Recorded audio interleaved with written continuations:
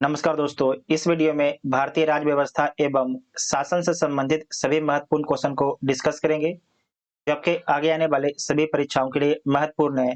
ये आपके video number 3 है। इसका पहले वीडियो नंबर 1 और 2 को अपलोड कर दिया गया है, जो नहीं देखे जाके देख लीजिएगा। प्लेलिस्ट में वीडियो आपको मिल जाएगा। जो वैसे टेलीग्राम ग्रुप ज्वाइन है, टेलीग्राम ग्रुप भी ज्वाइन कर सकते हैं। उसका लिंक आपको डिस्क्रिप्शन में दिया गया है। तो आइए देखते हैं पहला पॉइंट। नेक्स्ट चैप्टर है शासन प्रणाली। इसमें पहला सवाल है कि निम्नलिखित में से कौन सा राज्य का सबसे महत्वपूर्ण तत्व है। तो इसमें राज्य का सबसे महत्वपूर्ण तत्व कौन है? तो संप्रभुता राज्य का सबसे महत्वपूर्ण तत्व होता है। यहाँ पर राज्य का अर्थ क्या है? तो यहाँ पर राज्य का अर्थ देश है। राज्य के 4 आवश्यक तत्व होते हैं: जनसंख्या, भूभाग, सरकार और संप्रभुता। यहाँ पर समझिएगा, जब भारत अंग्रेजों के हाथों में गुलाम था, तो भारत के पास जनसंख्या था, भूभाग था, सरकार भी था। लेकिन भारत एक देश नहीं कहलाता था। क्यों? क्योंकि भारत के पास आपकी संप्रभुता नहीं था। सरकार किसका था? तो ब्रिटेन का सरकार था। ठीक है, ब्रिटेन का आपकी सरकार था। संप्रभुता किसे बोला जाता है? तो यहाँ पर समझिएगा कि अपना भारत देश है। अगर भारत देश में कोई भी काम करना है, तो उस काम के लिए डिसीजन कौन लेगा? तो भारत के जनता के द्वारा चुनी हुई सरकार आपकी कोई भी डिसीजन लेगी, नहीं कि आपके भारत का जो डिसीजन है यूएसए और यूके लेगा।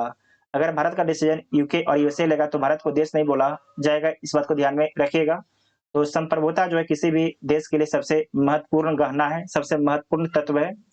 तो सी इसका राइट आंसर हो जाएगा।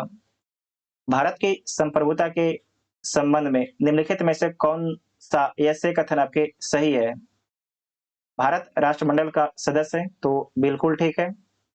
राष्ट्रमंडल की सदस्यता के कारण भारत की संप्रभुता कम हो जाती है, तो यह आपके गलत है।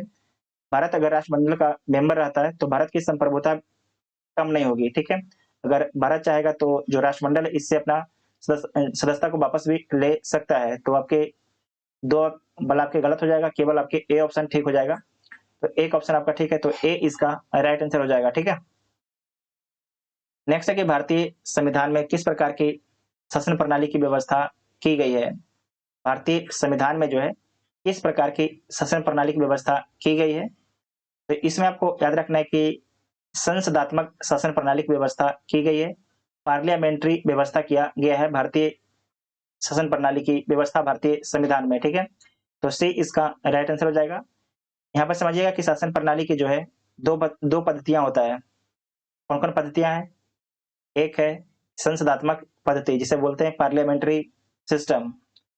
दूसरा है अध्यक्षात्मक, इसे बोलते हैं प्रेसिडेंशियल सिस्टम। तो भारत में कौन है? तो भारत में आपके पार्लियामेंट्री सिस्टम है। भारत में ग्रेट ब्रिटेन का अनुसरण करते हुए संसदात्मक शासन व्यवस्था को अपनाया गया है। संसदात्मक शासन व्यवस्था में व्यवस्थापिका के सदस्य कार्यपालिका का गठन करते हैं। व्यवस्थापिका मतलब विधायिका, व्यवस्थापिका मतलब विधायिका। ठीक है, तथा कार्यपालिका व्यवस्थापिका के प्रति उत्तरदायी होते हैं। संसदात्मक शासन व्यवस्था में कार्यपालिका विधायिका द्वारा नियंत्रित होते हैं। ठीक है, उसके बाद समझिएगा कि संसदात्मक शासन व्यवस्था में विधायिका का कार्यपालिका पर नियंत्रण होता है, तो बिल्कुल ठीक है। बाकी जो ऑप्शन उसे पढ़िएगा आप लोग।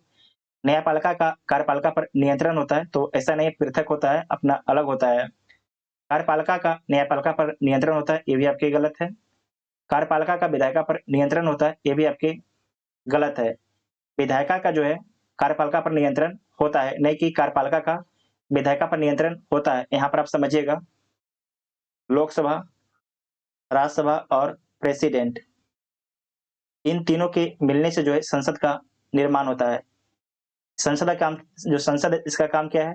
कानून का निर्माण करना। इसे विधायिका बोला जाता है। ठीक है, इसे विधायिका बोला जाता है क्योंकि कानून का निर्माण करती है। और यहाँ पर समझना है कि जो ये लोकसभा और राज्यसभा है, इसके जो आपके मेंबर है, इसी में से कुछ मेंबर आके आपके जो है मंत्री बनते हैं। ठीक है, मंत्री बनते हैं। तो मंत्री क्या बोला जाएगा? जो मंत्री है इसे कार्यपालिका बोला जाएगा। मंत्री को जो है कार्यपालिका बोला जाएगा। जबकि संसद और राज्यसभा है, इसे क्या बोला जाएगा? इसे आपके विधायिका बोला जाएगा। तो इसका मतलब क्या है कि कुछ आपके लोकसभा और राज्यसभा के कुछ लोग जाके मंत्री बनते हैं। और आपको याद रखना है, इसका मतलब मंत्री बनते हैं तो ये मंत्री किसके प्रति उत्तरदायी होगा? तो लोकसभा के प्रति आपके उत्तरदायी ये मंत्री होता है। और जो आपकी विधायिका है, विधायिका के द्वारा जो कार्यपालिका आपके मंत्री है उस पर नियंत्रण भी रखा जाता है। अगर कोई मंत्री, ये सिंपल बात समझिए कि देश में अगर कोई सवाल पूछना है तो किससे पूछेगा? आप मंत्री से पूछिएगा कि भाई ये काम देश में काहे नहीं हो रहा है, ठीक है? समझे कि नहीं? तो जो आपकी विधायिका का जो है कार्यपालिका पर आपके नियंत्रण होता है, इस बात को ध्यान में रखिएगा। उसके बाद समझिएगा कि संसदीय व्यवस्था वाली सरकार वह होती है जिसमें संसदीय व्यवस्था वाली सरकार वह होती है जिसमें सारे ऑप्शन को पढ़िएगा। संसद के सभी राजनीतिक दलों का सरकार में प्रतिनिधित्व होता है, ऐसा कुछ भी नहीं है। सरकार संसद के प्रति उत्तरदायी होती है और उसके द्वारा हटाई जा सकती है। सरकार जो है संसद के प्रति उत्तरदायी होती है, बिल्कुल ठीक है, और उसके द्वारा हटाई जा सकती है, तो सही बात है। तो बी ऑप्शन आपका ठीक हो जाएगा। सी पढ़िएगा, सरकार लोगों द्वारा निर्वाचित होती है और उनके द्वारा हटाई जा सकती है, तो उनके द्वारा नहीं, संसद हटा सकता है। सरकार संसद के द्वारा चुनी जाती है, बिल्कुल ठीक है, किंतु निर्धारित समय अवधि पूर्ण होने के पूर्व हटाई नहीं जा सकती है। तो हटाई जा सकती है, ये भी आपकी गलत है, तो केवल आंसर आपका बी हो जाएगा, ठीक है। जब इस प्रकार के क्वेश्चन आता है ना तो आप लोग वीडियो को पॉज कीजिए और सारे ऑप्शन को जरूर पढ़िएगा। उससे पढ़िएगा तो आपका जो आंसर है उसमें क्लियरिटी आ जाएगा, ठीक है। नेक्स्ट पॉइंट है कि भारतीय संसदीय प्रणाली ब्रिटिश संसदीय प्रणाली से इस बात से भिन्न है कि भारत में जो है वास्तविक और नाम मात्र दोनों प्रकार की कार्यपालिका है। तो देखिए, भारत और यूके दोनों देश में है, तो आपके ये सही है, लेकिन आपसे क्या पूछा गया है? भिन्नता पूछा गया है कि भारत और यूके के संविधान में क्या भिन्नता है। सामूहिक उत्तरदायित्व की प्रणाली ये दोनों देश में है। द्विसदनीय विधायिका दोनों देश में है। न्यायिक पुनर्विलोकन की प्रणाली, इसके बारे में याद रखिएगा, ये केवल आपके भारत देश में है, यूके के संविधान में नहीं है। और भारत कहाँ से लेता है? ये आपके यूएसए के संविधान से लेता है। भारत आपके यूएसए के संविधान से लेता है, तो डी इसका राइट आंसर हो जाएगा। निम्नलिखित में से कौन सी भारतीय संविधान की विशेषता नहीं? इसमें से भारतीय संविधान की विशेषता नहीं है, तो देख लीजिए। संसदात्मक सरकार ये है, स्वतंत्र न्यायपालिका, संघात्मक सरकार, जबकि प्रेसिडेंशियल गवर्नमेंट कहां पर है? तो यूएसए में, ठीक है, यूएसए में, ना कि भारत में है। नेक्स्ट है कि भारतीय राजनीतिक पद्धति के बारे में निम्न में से कौन आपके सही नहीं है? इसमें से कौन आपके सही नहीं है, तो देख लीजिए कौन सही नहीं है। भारत एक जो है धर्मनिरपेक्ष राज्य है, तो बिल्कुल ठीक है। संसदीय पद्धति की सरकार भारत में, ये भी ठीक है। संघीय नीति है, ये भी ठीक है। राष्ट्रपतीय पद्धति को राष्ट्रपतीय पद्धति की सरकार है, तो ये गलत है। भारत में जो है पार्लियामेंट्री गवर्नमेंट है, जबकि राष्ट्रपतीय पद्धति की सरकार कहां पर है? तो यूएसए में, ठीक है, यूएसए में है, तो डी इसका राइट आंसर हो जाएगा। नेक्स्ट है कि भारत में संसदीय प्रणाली की सरकार है, क्योंकि भारत में जो है संसदीय प्रणाली की सरकार है, क्योंकि यहां पर समझिएगा, लोकसभा जनता द्वारा प्रत्यक्ष रूप से निर्वाचित होती है, ये आपके गलत है। संसद संविधान का संशोधन कर सकती है, ये तो काम कर सकती है, देखिए ये भी आपके सही है, लेकिन क्वेश्चन क्या पूछा है कि भारत में संसदीय प्रणाली की सरकार है, क्योंकि उसका पीछे क्या कारण है? तो इसका पीछे कारण है कि राज्यसभा को भंग नहीं किया जा सकता है, ये भी कारण है, लेकिन संसदीय प्रणाली की सरकार का कारण नहीं है। यहाँ पर समझिएगा, मंत्रिपरिषद जो है लोकसभा के प्रति उत्तरदायी होते हैं, ये सबसे अच्छा आंसर है, तो डी इसका राइट आंसर हो जाएगा। इसमें आपको याद रखना है कि भारत में जो संसदीय प्रणाली की सरकार है, क्यों कह सकते हैं? क्योंकि जो आपके मंत्रिपरिषद है वो आपके लोकसभा के प्रति उत्तरदायी होता है, ठीक है, मंत्रिपरिषद आपके लोकसभा के प्रति उत्तरदायी होता है, तो डी इसका राइट आंसर हो जाएगा। नेक्स्ट है कि संसदीय स्वरूप के शासन का प्रमुख लाभ यह है कि संसदीय स्वरूप के शासन का प्रमुख लाभ यह है कि कार्यपालिका और विधायिका दोनों स्वतंत्र रूप से कार्य करते हैं, ये आपके गलत है। यह नीति को निरंतरता प्रदान करता है और यह अधिक दक्ष है। कार्यपालिका विधायिका के प्रति उत्तरदायी बना रहता है, तो बिल्कुल ठीक है, तो सी इसका राइट आंसर हो जाएगा। देखिए एक ही क्वेश्चन को कितने बार घुमा के पूछा गया है, आप बात को समझ सकते हैं, ठीक है। उसके बाद है कि भारत के संदर्भ में संसदीय शासन प्रणाली में निम्नलिखित में से कौन सा ऐसे सिद्धांत संस्थागत रूप में निहित है। तो देखिए आपके कौन सा आपके सिद्धांत जो है संस्थागत रूप में आपके निहित है, तो देख लीजिए। मंत्रिमंडल के सदस्य संसद के सदस्य होते हैं, तो बिल्कुल ठीक बात है। जो भी आपके मंत्री बनता है वो आपके संसद का मेंबर होता है। उसके बाद है कि जब तक मंत्रियों को संसद का विश्वास प्राप्त रहता है तब तक ही वह अपने पद पर बने रहते हैं, ये भी पॉइंट आपका ठीक है। राज्य का अध्यक्ष ही मंत्रिमंडल का अध्यक्ष होता है, ये आपके गलत है। तो इसका आंसर सही क्या हो जाएगा, केवल 1 और 2 आपके सही हो जाएगा, तो ए इसका राइट आंसर हो जाएगा, ठीक है।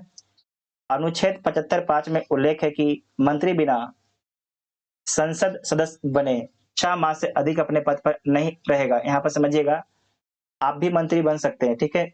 आप भी राज्य में या केंद्र में मंत्री बन सकते हैं, लेकिन आपको 6 महीने के अंदर जो है लोकसभा, राज्यसभा या जो अगर विधानसभा में बनते हैं तो आपको विधानसभा या विधान परिषद का मेंबर आपको बनना होगा 6 महीने के अंदर। अगर आप 6 महीने के अंदर लोकसभा, राज्यसभा, विधानसभा या विधान परिषद के मेंबर नहीं बनते हैं, तो आपका मंत्री पोस्ट आपका चला जाएगा, इस बात को ध्यान में रखिएगा। उसके बाद है कि अर्थात मंत्रिमंडल के सदस्य संसद के सदस्य होते हैं।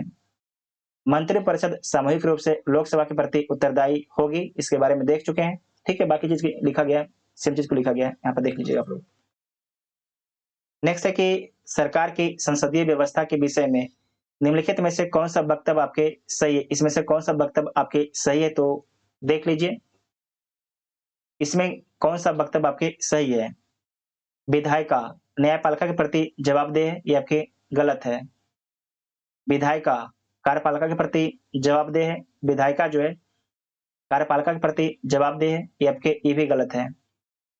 विधायिका एवं कार्यपालिका दोनों स्वतंत्र हैं, तो दोनों आपके स्वतंत्र नहीं है, एक दूसरे पर आत्मनिर्भर हैं।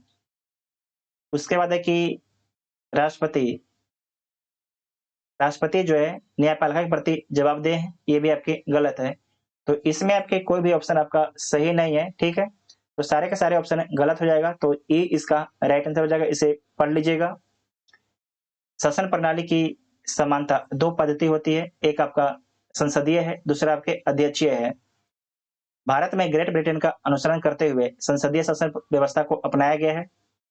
संसदीय शासन व्यवस्था में व्यवस्थापका विधायिका के सदस्य ही कार्यपालिका का गठन आपके करते हैं, तथा कार्यपालिका व्यवस्थापका के प्रति उत्तरदायी होती है, जबकि कार्यपालिका है ये आपके विधायिका के प्रति उत्तरदायी होती है। उसके बाद है कि संसदात्मक शासन व्यवस्था में कार्यपालिका विधायिका द्वारा नियंत्रित होती है, तथा न्यायपालिका कार्यपालिका एवं विधायिका के कार्यों की न्यायिक समीक्षा कर सकती है। राष्ट्रपति न्यायपालिका के प्रति आपके जवाबदेह नहीं होता है, तो ये भी पॉइंट आपके गलत है। तो इसमें से कोई भी पॉइंट आपके सही नहीं, तो ई इसका राइट आंसर हो जाएगा। यहाँ पर देखिए क्या लिखा गया था, जबकि विधायिका है न्यायपालिका के प्रति जवाबदेह, ये आपके गलत है। विधायिका कार्यपालिका के प्रति जवाबदेह है, ये आपके यहाँ पर लिखना चाहिए था कि जो आपके कार्यपालिका है वो आपके विधायिका के प्रति आपके जवाबदेह है। उसके बाद है कि विधायिका एवं कार्यपालिका दोनों आपके स्वतंत्र हैं, ये भी आपके गलत है। तो ई इसका राइट आंसर हो जाएगा, इसमें कोई भी ऑप्शन आपका सही नहीं है। उसके बाद नेक्स्ट है कि निम्नलिखित कथनों में से उस एक को चुनिए जो मंत्रिमंडल स्वरूप की सरकार के अंतर्निहित सिद्धांत को अभिव्यक्त करता है। तो सारे जो आपके ऑप्शन दिए गए, इसे ध्यान से आप लोग पढ़िएगा, ठीक है।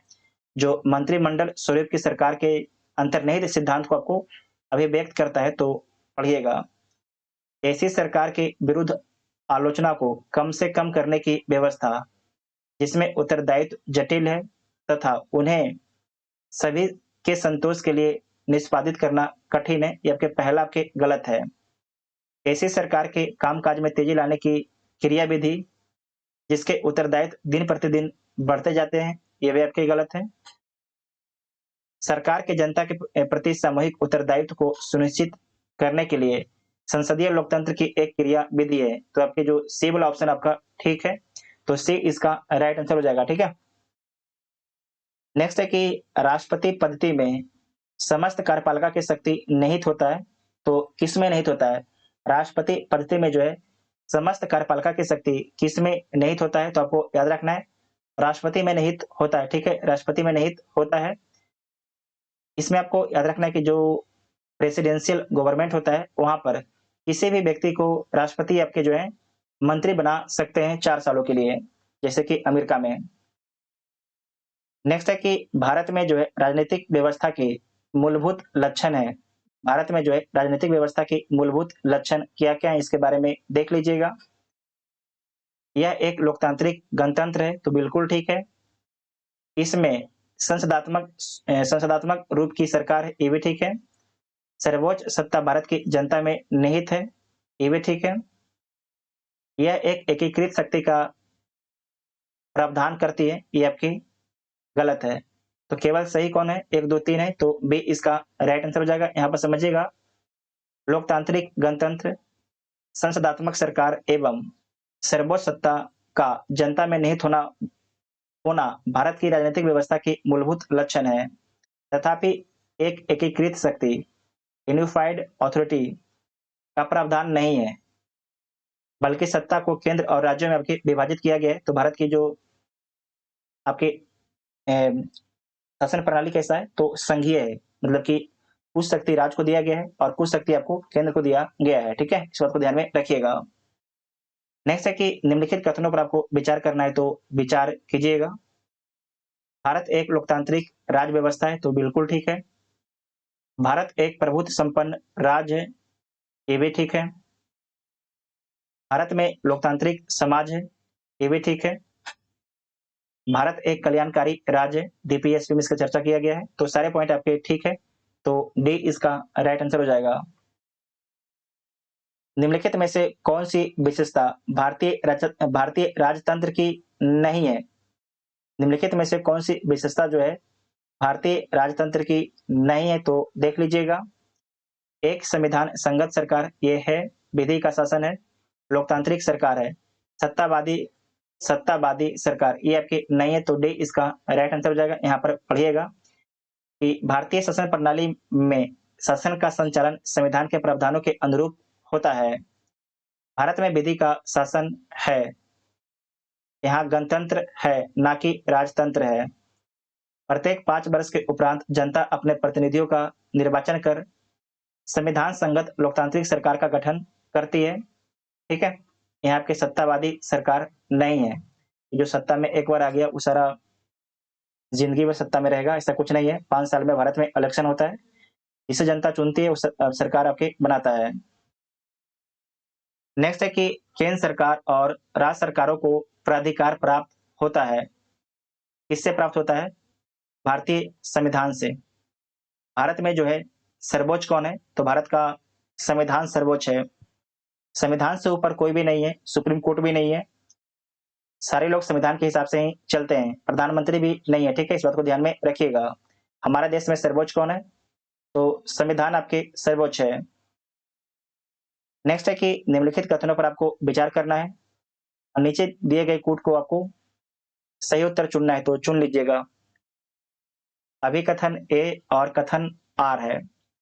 भारत एक लोकतांत्रिक देश है, भारत का अपना एक संविधान है, ठीक है? भारत का अपना एक संविधान है। इसमें आपको याद रखना है कि भारत एक लोकतांत्रिक देश है, बिल्कुल सही बात है, और भारत का अपना एक संविधान भी है। लेकिन भारत का अपना एक संविधान होने के कारण जो है भारत एक लोकतांत्रिक देश है, ऐसा नहीं है। ये दोनों सही है, लेकिन आर जो ए की व्याख्या नहीं कर रहा है, तो बी इसका राइट आंसर हो जाएगा। नेक्स्ट है कि निम्न में से कौन सुशासन की विशेषता नहीं है? यहाँ पर जो है इसमें से कौन जो है सुशासन की व्यवस्था नहीं है, विशेषता नहीं है? तो देख लीजिए, जवाबदेही है, पारदर्शिता है, कानून का नियम भी है, लाल फीताशाही नहीं है, ठीक है? लाल फीताशाही नहीं है। आप लोग बहुत सुनते होंगे लाल फीताशाही, ये क्या होता है? तो आप समझिएगा कि आपका ये फाइल है, ठीक है? आप सरकारी कार्यालय जाते हैं और अपना कोई काम से जाते हैं, इस फाइल को लेके आप जाते हैं, लेकिन जो सरकारी अधिकारी है, ठीक है?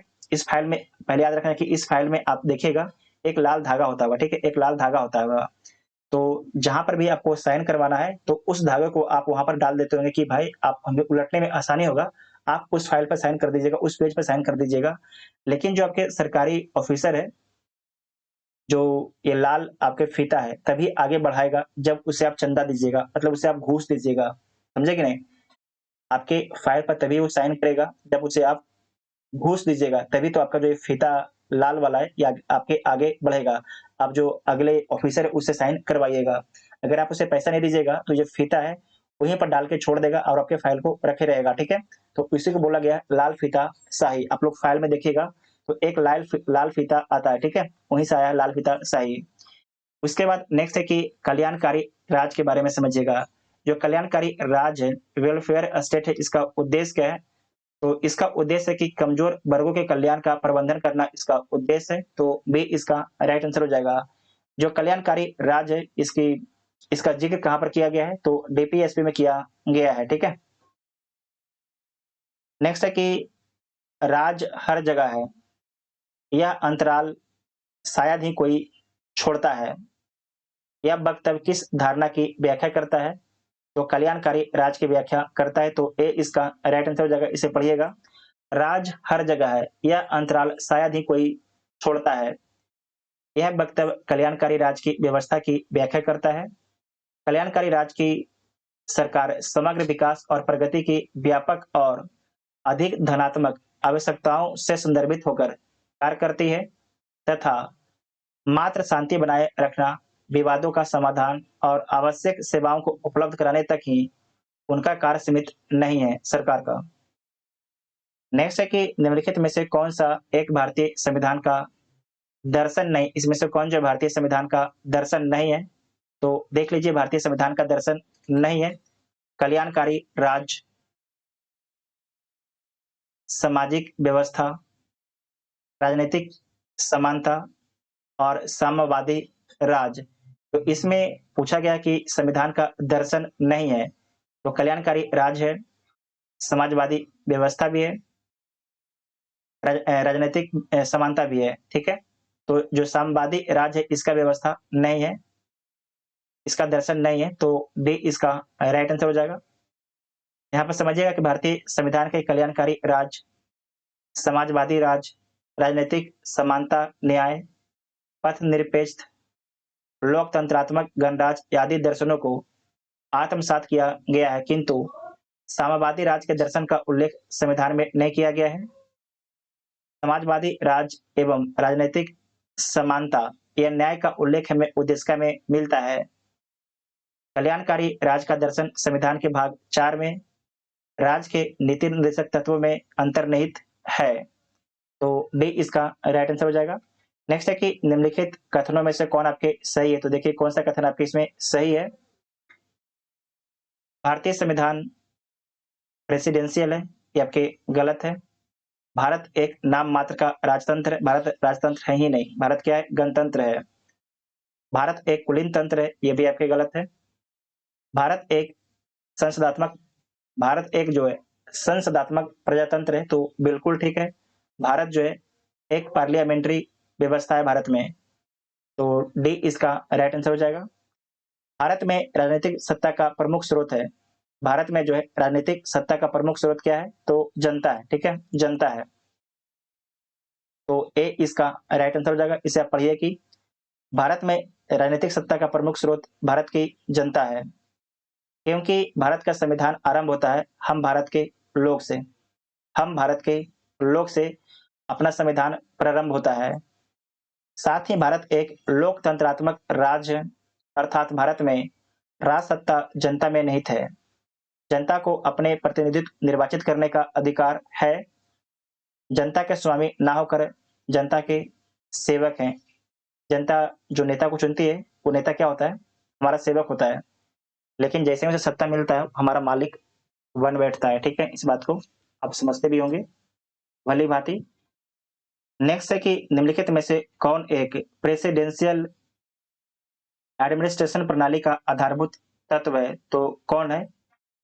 एकल कार्यपालिका है, ठीक है? एकल कार्यपालिका है, तो बी इसका राइट आंसर हो जाएगा। सारा जो पावर होता है इसमें राष्ट्रपति के पास निहित होता है। नेक्स्ट है कि निम्नलिखित में से कौन सा सही है? देखिएगा, अध्यक्षात्मक शासन प्रणाली की विशेषता है, तो क्या आपकी विशेषता है? देख लीजिए। कार्यकारिणी का प्रमुख राष्ट्रपति होता है, बिल्कुल ठीक है।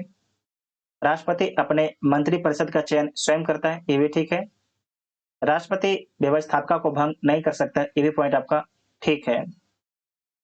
तो इसके सारे पॉइंट आपके ठीक है, तो डी इसका राइट आंसर हो जाएगा। आप लोग बहुत ध्यान से क्वेश्चन को देखिएगा, तो आपको सारा कुछ समझ में आते जाएगा।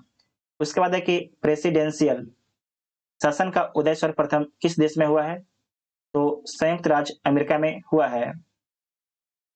भारत में प्रजातंत्र इस तथ्य पर आधारित है कि भारत में जो है प्रजातंत्र इस तथ्य पर आधारित है कि जनता को सरकार को चुनने तथा बदलने का अधिकार प्राप्त है, तो सी इसका राइट आंसर हो जाएगा।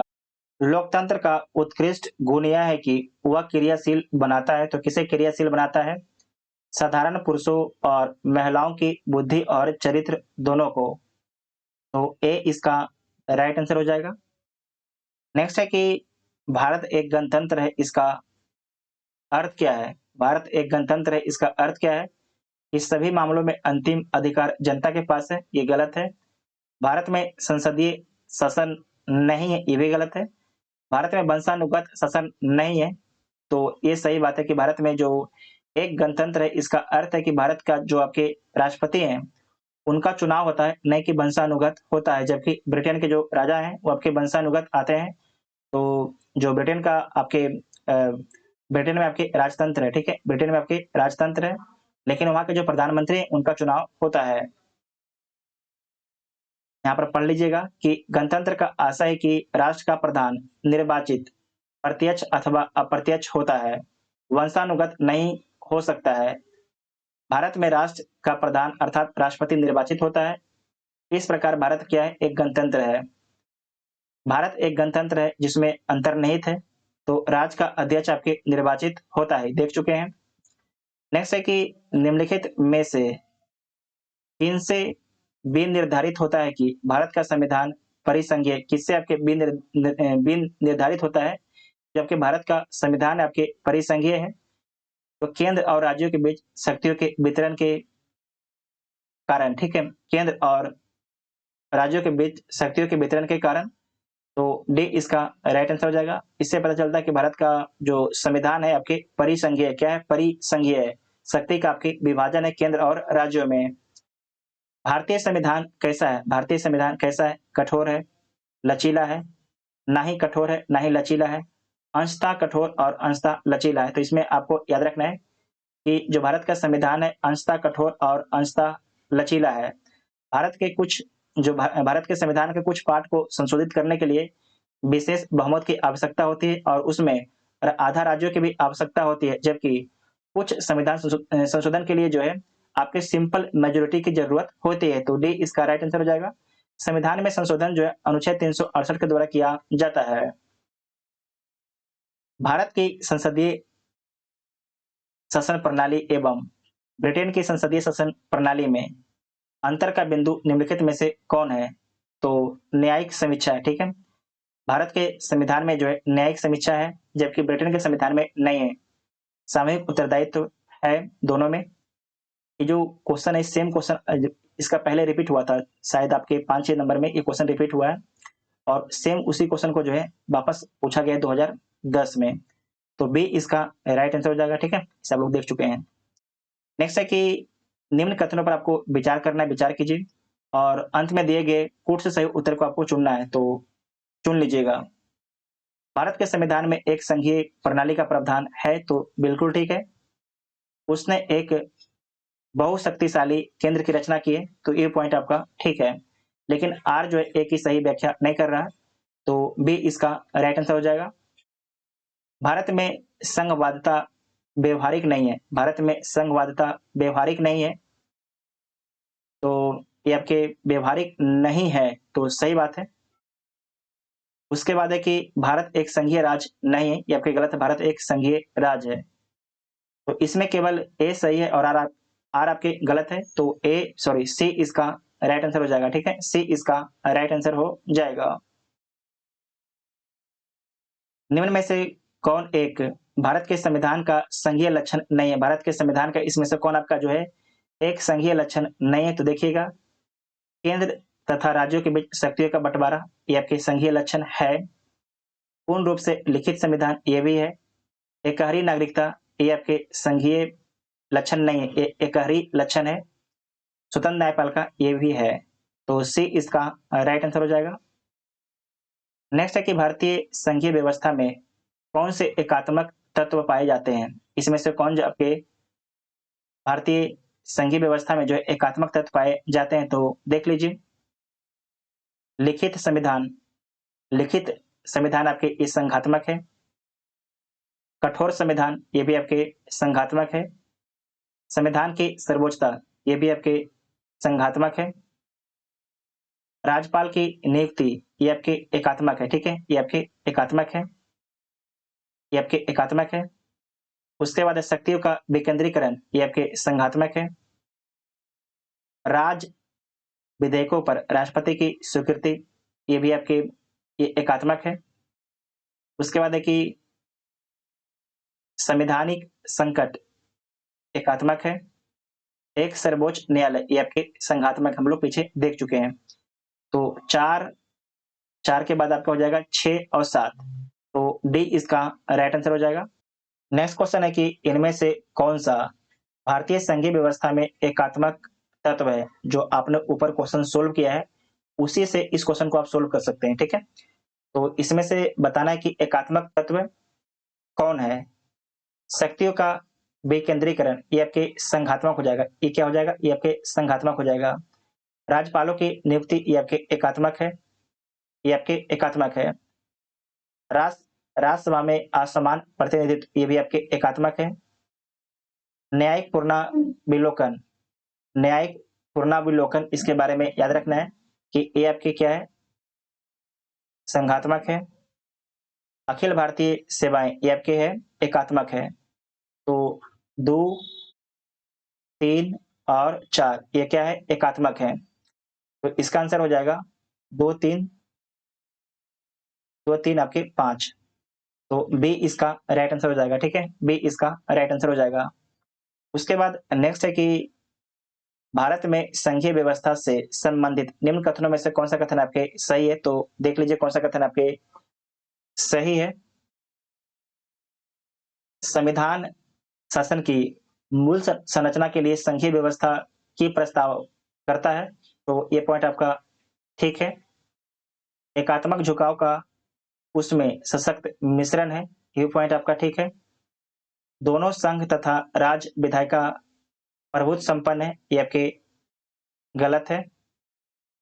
विधायिका वित्तीय तथा न्यायिक शक्तियों संघ तथा उसकी इकाइयों के मध्य विभाजित कर दी गई है, ये भी आपके पॉइंट गलत है। तो इसमें सही कौन है? केवल 1 और 2 आपके सही है, तो बी इसका राइट आंसर हो जाएगा, ठीक है, बी इसका राइट आंसर हो जाएगा।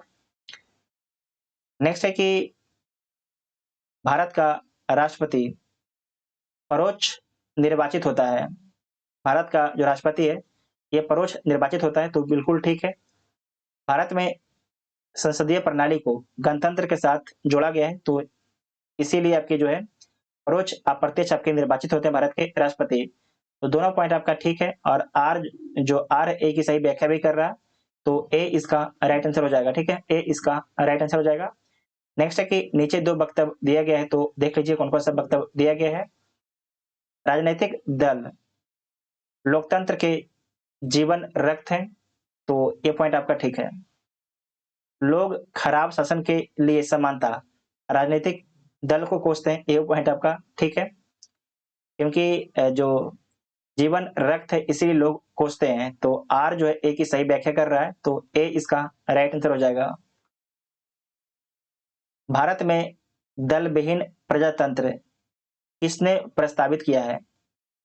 भारत में जो है दल विहीन प्रजातंत्र किसने प्रस्तावित किया है? तो ये प्रस्तावित किया गया था महात्मा गांधी और जयप्रकाश नारायण दोनों के द्वारा, ठीक है, यहाँ पर पढ़ लीजिए। महात्मा गांधी और जयप्रकाश नारायण ने भारत में दल विहीन प्रजातंत्र का समर्थन किया। ये दलीय व्यवस्था के दोषों के कारण दल विहीन लोकतंत्र एवं सहभागी लोकतंत्र के समर्थक थे। नेक्स्ट क्वेश्चन है कथन ए और कारण आर। भारत की संघात्मक संरचना का मुख्य उद्देश्य इसकी बहुआयामी विविधताओं में से एक राष्ट्र का निर्माण करना और राष्ट्रीय एकता को संरक्षित करना था। तो बिल्कुल ठीक है। विविधताओं के सामंजस्य से एक सशक्त ना कि कमजोर भारतीय राष्ट्रीयता का निर्माण हुआ है। तो सही पॉइंट है। तो दोनों आपके सही है, लेकिन आर जो एक ही सही व्याख्या नहीं कर रहा है, तो बी इसका राइट आंसर हो जाएगा। नेक्स्ट है कि इसे आप लोग एक बार पढ़ लीजिएगा कि भारतीय संविधान के अनुच्छेद 1 में भारत राज्यों का संघ है, जिसमें 28 राज्य और 8 संघ राज्य क्षेत्र हैं। संघात्मक संरचना में शक्तियों का बंटवारा संघ और राज्यों के मध्य किया गया है। संघ को राज्यों की तुलना में अधिक शक्तियां प्रदान की गई है। भारत की संघात्मक संरचना का मुख्य उद्देश्य उसके बहुआयामी विविधताओं में से एक राष्ट्र का निर्माण करना है और राष्ट्रीय एकता को संरक्षित करना है, जिसके कारण विविधताओं के सामंजस्य से एक सशक्त भारतीय राष्ट्र का निर्माण हुआ। इस प्रकार प्रश्नगत कथन और कारण दोनों आपके सही है, लेकिन कारण जो है आर की सही व्याख्या नहीं कर रहा है।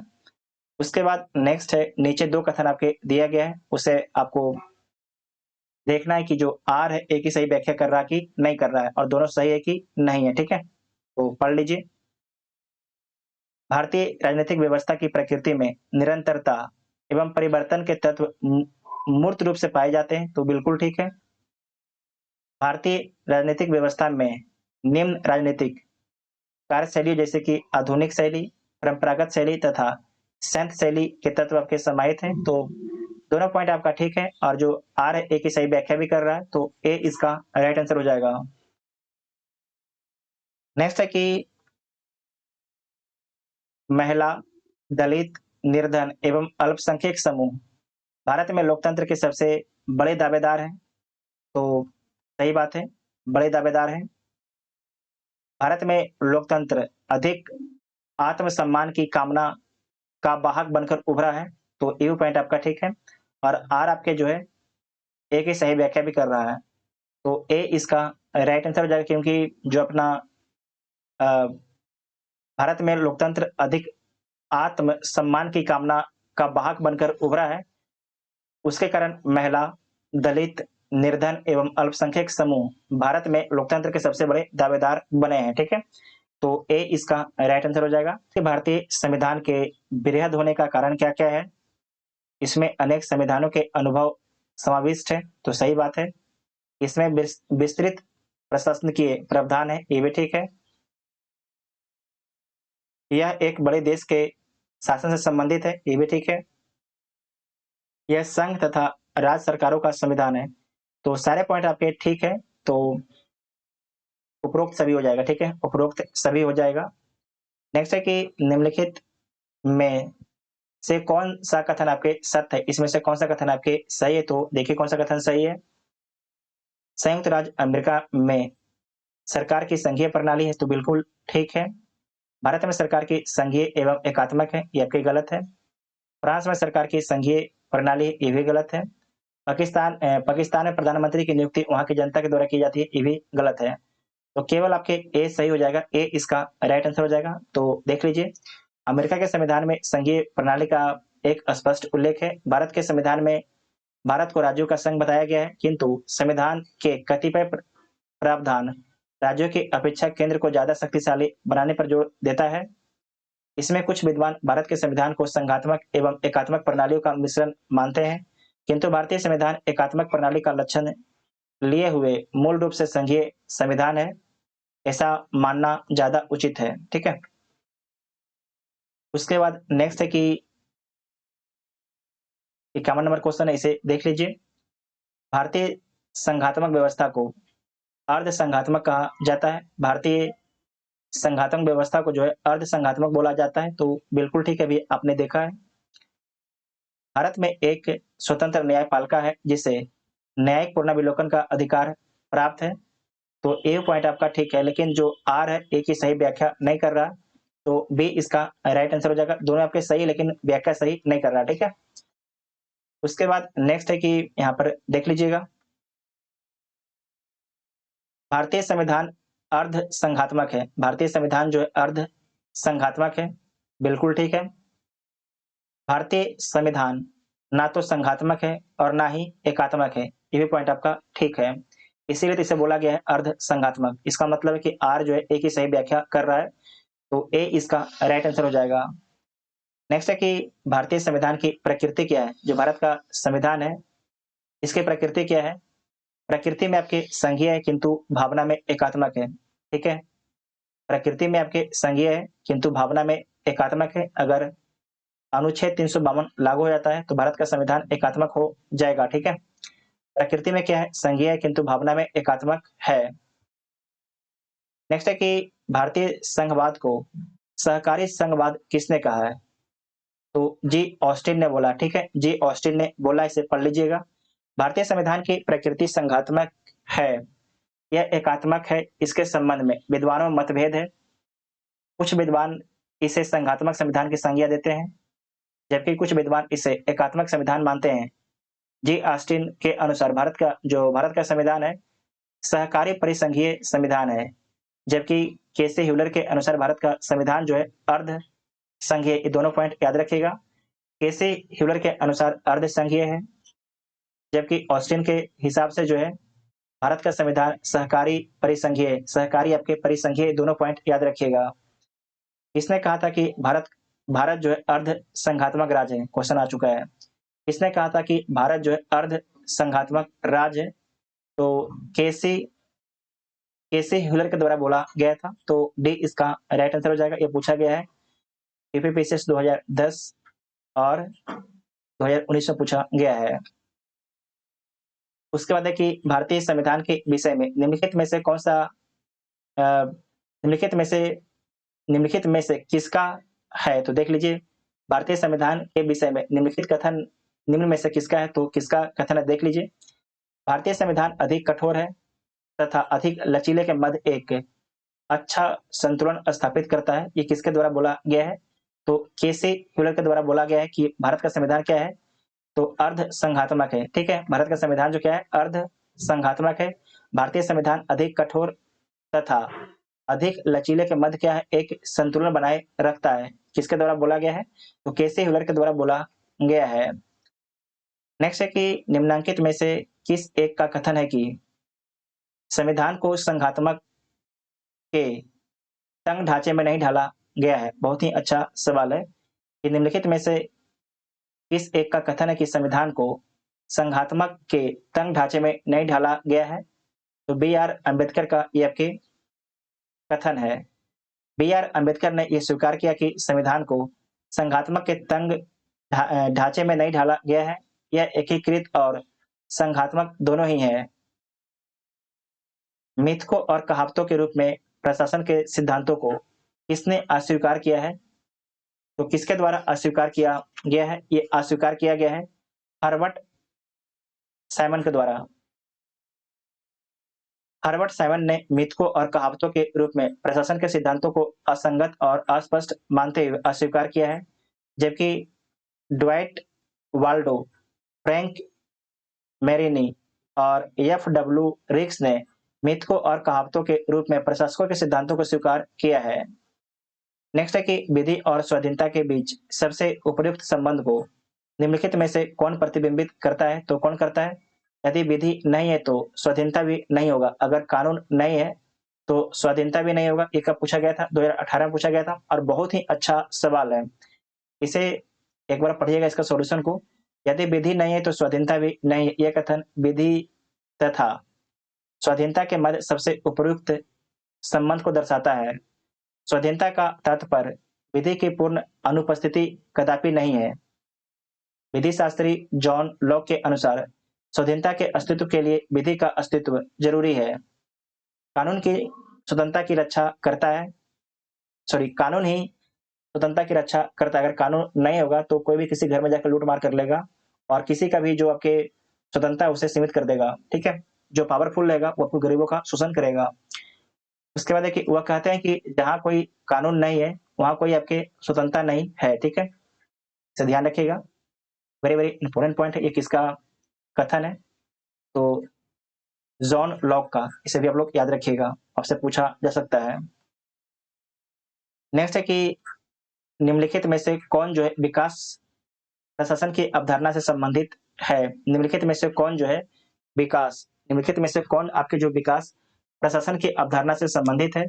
तो फ्रेड डब्ल्यू रिक्स विकास प्रशासन की अवधारणा से फ्रेड रिक्स संबंधित है। अपनी प्रसिद्ध पुस्तक जो है एडमिनिस्ट्रेशन डेवलपमेंट इंक्लूसिव कॉन्सेप्ट में जो है उन्होंने लिखा कि विकास प्रशासन उन कार्यक्रमों और परियोजनाओं को पूरा करने के संगठित प्रयासों से संबंधित है जो विकास में संलग्न व्यक्तियों का परिवर्तित किए जाते हैं।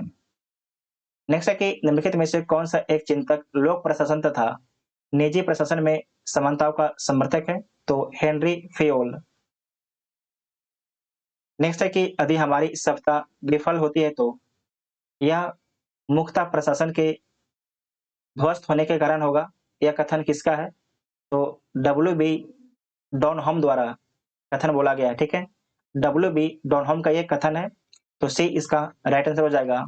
नेक्स्ट है कि गणतंत्रीय अवधारणा से संबंधित निम्नलिखित में से कौन एक सही नहीं है? इसमें से कौन आपका एक सही नहीं है? तो देख लीजिए, एक राज्य जिसमें जनता सर्वोच्च हो, सर्वोच्च शक्ति निर्वाचित प्रधान में निहित हो, सर्वोच्च शक्ति एक राजा के समान एक ही व्यक्ति में निहित हो, एक ऐसी सरकार जो जनता द्वारा निर्वाचित प्रतिनिधि हो।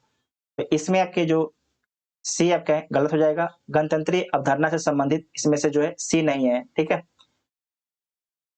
नेक्स्ट है कि निम्नलिखित में से किनको विधि के शासन के प्रमुख लक्षणों के रूप में माना गया है? तो किसे माना गया है? तो देख लीजिए, शक्तियों का परिसीमन, विधि के समक्ष समानता, सरकार के प्रति जन उत्तरदायित्व, स्वतंत्रता और नागरिक अधिकार। तो इसमें सी इसका राइट आंसर हो जाएगा, ठीक है। सी इसका राइट आंसर हो जाएगा।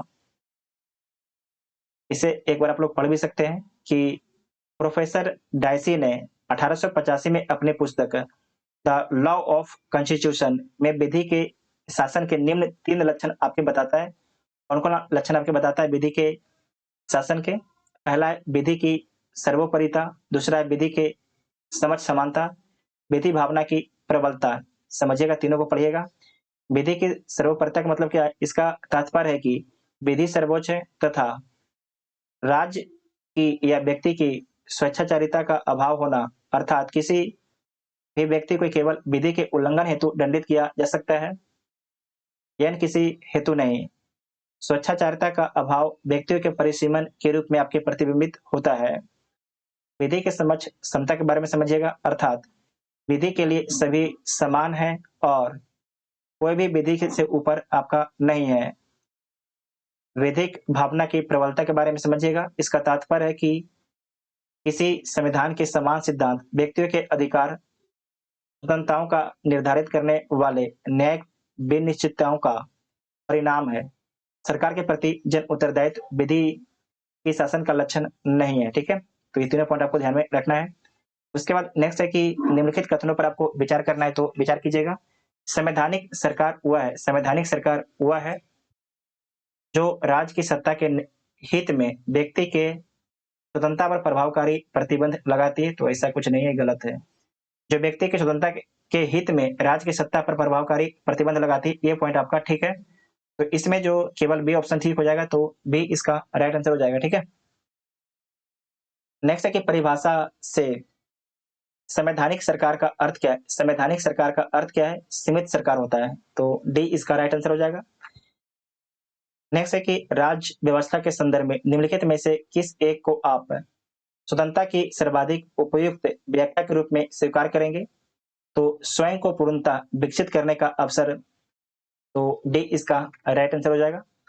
नेक्स्ट है कि समाज में समानता होने का एक निहितार्थ यह है कि उनमें विशेषाधिकार का अभाव हो। बहुत ही अच्छा सवाल है कि समाज में समानता होने का एक निहितार्थ यह है कि उनमें जो है विशेषाधिकार का अभाव, समाज में जो है किसी को विशेषाधिकार नहीं मिले, ठीक है। तो ए इसका राइट आंसर हो जाएगा।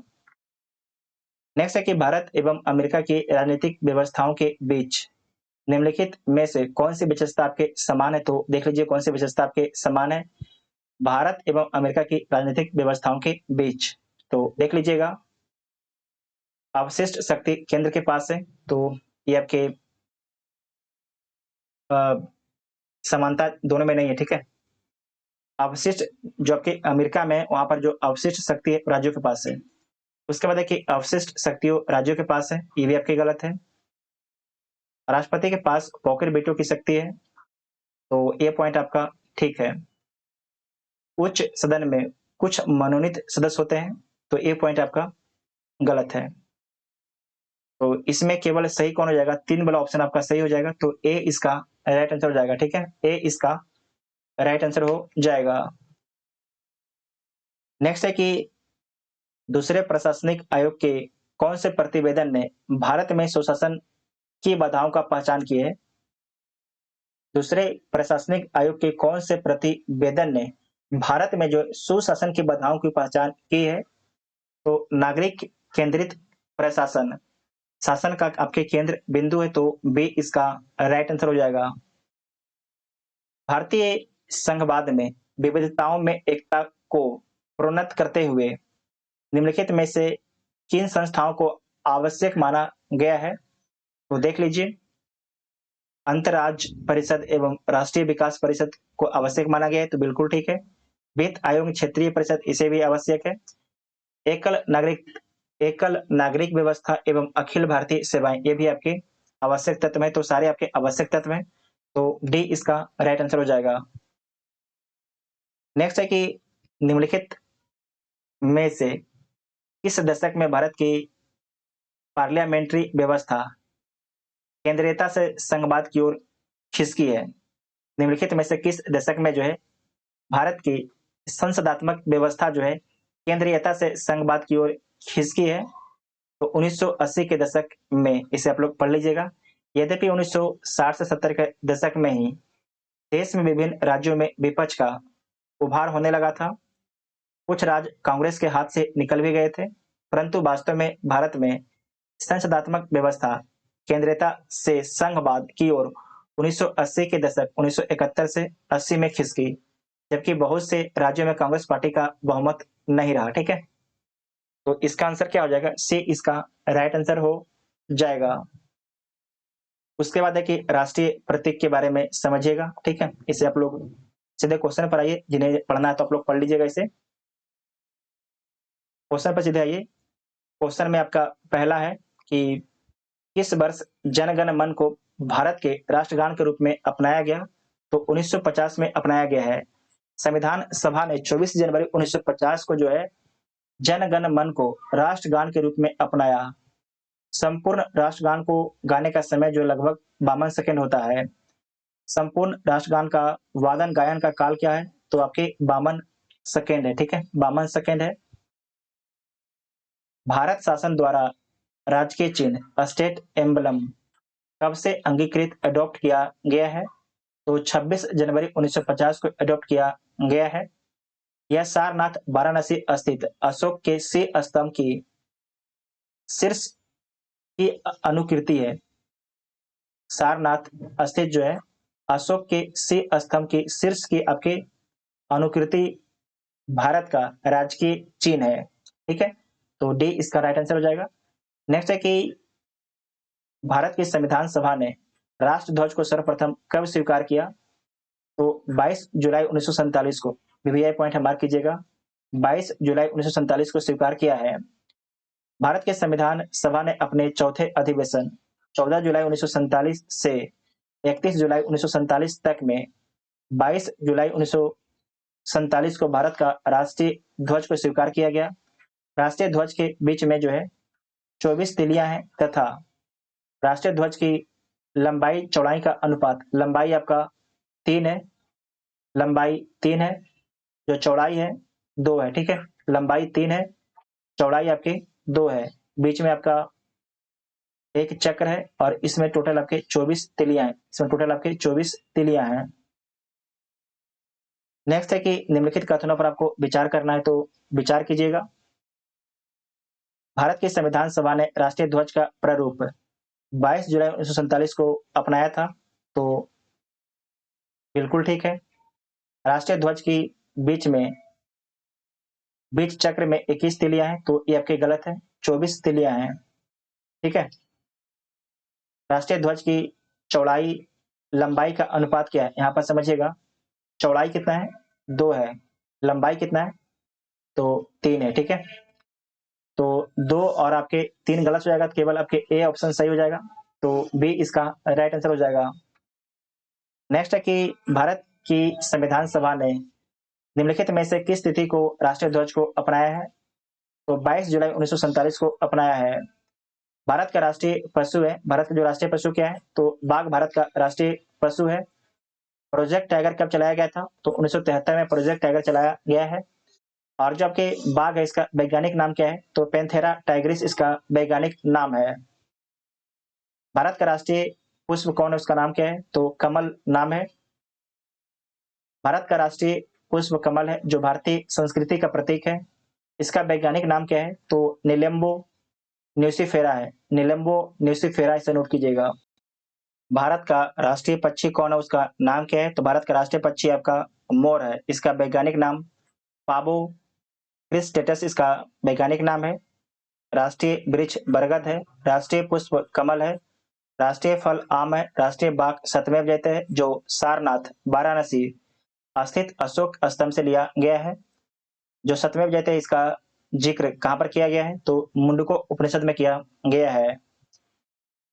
भारतीय राष्ट्रीय ध्वज में चक्र किसका प्रतीक है, तो न्याय का प्रतीक है। बहुत ही अच्छा पॉइंट है। जो चक्र है किसका प्रतीक है, तो न्याय का प्रतीक है। भारतीय राष्ट्रीय ध्वज में सफेद पट्टी के बीच में नीले रंग का चक्र, जिसका प्रारूप जो है सारनाथ में अशोक के सी स्तंभ पर बने चक्र से लिया गया है। इसमें 24 तीलियां हैं और ये आपके न्याय का प्रतीक है। भारत के राष्ट्रीय ध्वज में आरोह की संख्या कितनी है, जो तीलियों की संख्या कितना है, तो 24 है। नेक्स्ट है कि राष्ट्रीय पंचांग के संबंध में कौन से कथन आपके सही है, तो देख लीजिए कौन सा कथन आपके सही है। भारतीय राष्ट्रीय पंचांग विक्रम संवत पर आधारित है। विक्रम संवत पर आधारित है, तो आपको याद रखना है विक्रम संवत पर नहीं, शक संवत पर आपके आधारित है। राष्ट्रीय पंचांग को 26 जनवरी 1950 को अपनाया गया, ये भी आपके पॉइंट गलत है। तो कोई भी आपके सही नहीं, तो डी इसका राइट आंसर हो जाएगा। ग्रेगोरियन कैलेंडर के अनुसार देश भर के लिए शक संवत पर आधारित राष्ट्रीय पंचांग, जिसका पहला महीना चैत्र है, समान वर्ष 365 दिन का होता है, 22 मार्च 1957 को अपनाया गया था। चैत्र का पहला दिन समानता 22 मार्च को और अधिवर्ष 21 मार्च को पड़ता है। ठीक है। लास्ट दिन जो है 21 मार्च को पड़ता है। नेक्स्ट चैप्टर है राज्य एवं संघ राज क्षेत्र के बारे में समझिएगा। जब भारत आजाद हुआ था, तो उस समय भारत में कुल कितने रियासत थे, तो 552 रियासत थे। 549 का विलय तो स्वेच्छा से हो गया, जबकि 3 का विलय आपके स्वेच्छा से नहीं होता है। हैदराबाद, जूनागढ़ और कश्मीर। ठीक है। इसमें आपको याद रखना है कि जो हैदराबाद है, इसे पुलिस कार्रवाई के माध्यम से मिलाया गया है। जूनागढ़ को जनमत संग्रह से और कश्मीर को जो है विलय पत्र के माध्यम से मिलाया गया है। तो ये सारे आप लोग पढ़ लीजिएगा। हम सीधे क्वेश्चन पर आते हैं। ठीक है। इसे एक बार देख लीजिएगा कि कौन सा राज्य का निर्माण कब हुआ है। ठीक है। जो आंध्र प्रदेश राज्य है, इसका निर्माण कब होता है, तो 1 अक्टूबर 1953 को होता है। गुजरात का 1 मई 1960 को। नागालैंड का 1 दिसंबर 1963 को। हरियाणा 1 नवंबर 1966 को राज्य बनता है। हिमाचल प्रदेश राज्य कब बनता है, तो 25 जनवरी 1971 को। मेघालय 21 जनवरी 1972 को। जो 21 जनवरी 1972 है, 3 वो आपके नए राज्य बनते हैं, मेघालय, मणिपुर और त्रिपुरा, सारे आपके असम से अलग होते हैं। सिक्किम कब बनता है, तो 16 मई 1975 को।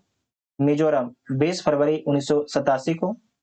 अरुणाचल प्रदेश 20 फरवरी 1987 को। गोवा 30 मई 1987 को। छत्तीसगढ़ 1 नवंबर 2000 को। 1 नवंबर 2000 को। उत्तराखंड 9 नवंबर 2000 को, झारखंड 15 नवंबर 2000 को, तेलंगाना 2 जून 2014 को। भारत में कितने राज्य हैं? 28 राज्य हैं और 8 केंद्र शासित प्रदेश हैं। से पढ़िए ध्यान से। पहला क्वेश्चन है कि संविधान में हमारे राष्ट्र का उल्लेख किस या किन नाम या नामों से किया गया है? तो भारत तथा इंडिया के नाम से किया गया है, तो ए इसका राइट आंसर हो जाएगा। संविधान में हमारे राष्ट्र का नाम 2 नामों भारत अर्थात इंडिया या भारत तथा इंडिया के रूप में किया गया है। अनुच्छेद 1 उल्लेख करता है कि भारत अर्थात इंडिया क्या है? राज्यों का संघ है। भारत अर्थात इंडिया जो है राज्यों का संघ है। India that is Bharat shall be a union of states, ठीक है। उसके बाद नेक्स्ट है कि संविधान के प्रथम अनुच्छेद के अनुसार भारत में राज्यों का समूह है, राज्यों का फेडरेशन है, राज्यों का कन्फेडरेशन है, राज्यों का यूनियन है। तो आपको याद रखना है कि प्रथम अनुच्छेद के अनुसार भारत जो है राज्यों का यूनियन है। भारत जो है राज्यों का यूनियन है। संविधान एक में जो है निर्धारित किया गया है कि भारत अर्थात इंडिया राज्यों का संघ होगा। भारत के राज्य क्षेत्र में राज्यों के राज्य क्षेत्र, संघ राज्य क्षेत्र, ऐसा राज्य क्षेत्र जो अर्जित किए जाए समाविष्ट होंगे। राज्यों तथा संघ राज्य क्षेत्रों के नाम तथा प्रत्येक के अंतर्गत आने वाले राज्य क्षेत्रों का वर्णन संविधान के प्रथम अनुसूची में किया गया है। संविधान के निम्नांकित में से किस प्रावधान के अंतर्गत भारतीय संसद को एक नया राज्य बनाने का अधिकार देता है? तो आपको याद रखना है अनुच्छेद 3 देता है, ठीक है। अनुच्छेद 3 देता है भारतीय संविधान के अनुच्छेद 3 के तहत नए राज्य का निर्माण उनके क्षेत्रों, सीमाओं तथा नामों में परिवर्तन का अधिकार जो है भारतीय संसद में निहित है। जबकि अनुच्छेद 1 के तहत संघ का नाम, राज्य क्षेत्र और अनुच्छेद 2 के तहत जो है भारतीय संघ में नए राज्यों के प्रवेश या स्थापना की शक्ति संसद में प्रदान की गई है। वेरी वेरी इंपॉर्टेंट पॉइंट है, इसे मार्क कीजिएगा आप लोग, ठीक है। उसके बाद है कि नए राज्य के गठन की शक्ति किसमें निहित है? तो संसद में निहित है। भारत के संविधान के अंतर्गत निम्नलिखित में से किसको राज्यों की सीमाओं को परिवर्तित करने की शक्ति दी गई है? तो संसद को दिया गया है। एक राज्य को संघ में सम्मिलित करने अथवा नए राज्यों की स्थापना करने की कार्यपालिका शक्ति निम्नलिखित में से किसमें निहित है? ये किसे प्राप्त है? तो संसद को प्राप्त है। भारतीय संघ के अंतर्गत किसी राज्य को मिलाने का अधिकार किसे है? तो भारतीय संघ के अंतर्गत किसी राज्य को मिलाने का अधिकार आपके संसद को है, ठीक है। नेक्स्ट है कि निम्नलिखित में से कौन सी एक भारतीय संघ राज्य पद्धति की विशेषता नहीं है? तो देख लीजिएगा, भारत में एक स्वतंत्र न्यायपालिका है, तो बिल्कुल ठीक है। केंद्र और राज्यों के बीच शक्तियों का स्पष्ट विभाजन किया गया है, ये भी ठीक है। संघबद्ध होने वाली इकाइयों को राज्यसभा में असमान प्रतिनिधित्व दिया गया है, ये पॉइंट आपका ठीक है। तो राज्यसभा है, वहां पर सभी राज्यों का अलग अलग प्रतिनिधित्व, जैसे बिहार का 16 है तो उत्तर प्रदेश का 31 है, ठीक है। उसके बाद देखिए, यह संघबद्ध होने वाली इकाइयों के बीच एक सहमति का परिणाम है, तो डी वाला ऑप्शन आपका गलत हो जाएगा। तो डी इसका राइट आंसर हो जाएगा। सहमति का आपके परिणाम नहीं है। अगर जहां पर सहमति का परिणाम आ जाएगा तो वहां पर राज्य आपके जो केंद्र से अलग हो सकते हैं, तो डी इसका राइट आंसर हो जाएगा। नेक्स्ट है कि निम्नलिखित में से कौन सा कथन नए राज्यों के निर्माण के बारे में सही नहीं है? तो देख लीजिए कौन सा कथन आपके सही नहीं है। संसद विधि द्वारा नए राज्य का निर्माण कर सकती है, तो बिल्कुल ठीक है। इस प्रकार की विधि में संविधान की पहली अनुसूची और चौथी अनुसूची के संशोधन का प्रावधान होना है, तो ये पॉइंट आपका ठीक है। इस प्रकार की विधि को अनुच्छेद 368 के परियोजना के लिए संविधान का संशोधन समझा जाएगा, तो सी आपके गलत है। इस प्रयोजन के लिए विधेयक संसद में तब तक पुनः स्थापित नहीं किया जा सकता है जब तक इसे उस राज्य के विधान मंडल को निर्दिष्ट नहीं कर दिया गया है जिसके क्षेत्र, सीमाओं तथा नाम पर इसका प्रभाव पड़ेगा। तो सही बात है। देखिए, उसको तो बता दिया जाता है कि भाई आपके सीमा में हम परिवर्तन करने जा रहे हैं, केंद्र बता देती है, लेकिन राज्य का अधिकार नहीं है कि उसे रोक दे, ठीक है। तो सी इसका राइट आंसर हो जाएगा। इसे एक बार आप पढ़ लीजिए कि नए राज्यों के निर्माण के लिए विधि हेतु अनुच्छेद 368 के तहत विशेष प्रक्रिया नहीं अपनाई जाती है, अर्थात संसद साधारण बहुमत से नए राज्यों का निर्माण कर सकती है तथा संविधान के अनुच्छेद 4(2) के अनुसार इस प्रकार की विधि अनुच्छेद 368 के परियोजना के लिए संविधान का संशोधन नहीं समझा जाता है, ठीक है। तो इसका आंसर क्या हो जाएगा? सी इसका राइट आंसर हो जाएगा। सी आपके जो है गलत हो जाएगा। नेक्स्ट है कि एक नया राज्य बनाने में संवैधानिक संशोधन के लिए कैसा बहुमत चाहिए? तो आपको याद रखना है सिंपल मेजोरिटी चाहिए, ठीक है, साधारण बहुमत चाहिए। तो ए इसका राइट आंसर होगा। भारत में एक नया राज्य सृजित करने वाले विधेयक को पारित होना अनिवार्य है। तो कहां से पारित होना अनिवार्य है? तो संसद में जो है साधारण बहुमत से पारित होना अनिवार्य है। तो बी इसका राइट आंसर हो जाएगा। भारत संघ नहीं है, भारत संघ नहीं है, तो भारत आपका जो है संघ नहीं है। तो सही बात है, भारत एक संघ नहीं है, ये आपकी गलत है। भारत क्या है? एक संघ है। क्या है? भारत एक संघ है, तो आपकी गलत हो जाएगा। किसी भी राज्य का क्षेत्र, सीमा, नाम या उसकी सहमति के बिना परिवर्तित करने की शक्ति संघीय संसद को प्राप्त है। तो सही बात है, ठीक है।